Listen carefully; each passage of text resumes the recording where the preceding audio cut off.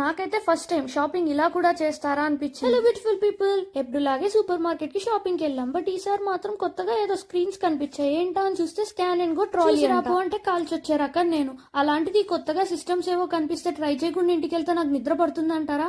అందుకే వెళ్ళి ట్రై చేద్దామని సిస్టమ్ అడిగా. బట్ ఎవ్రీడే రివార్డ్స్ కార్డు ఉండాలన్నారు. సో లక్కీలీ నా దగ్గర ఉందని చెప్పేసి అది స్కాన్ చేశాను. సో వెంటనే సిస్టమ్ ఓపెన్ అయిపోతుంది. దీన్ని తీసుకొచ్చి మన ట్రాలీలో పెట్టుకొని మన షాపింగ్ స్టార్ట్ చేయాలి. కొత్తగా ట్రై చేస్తున్నానన్న ఆనందంలో అసలు నేను ఏం తీసుకోవడానికి వచ్చాననేది కూడా నేను మర్చిపోయి సెట్ అవుతూ కూర్చుంటే దీన్ని ఎలా వాడాలో నేను ఎలా చూపిస్తాను. అందుకే వచ్చిన పని కానిద్దామని చెప్పి స్టోర్ లోపలికి అయితే వెళ్ళిపోయాను అనమాట.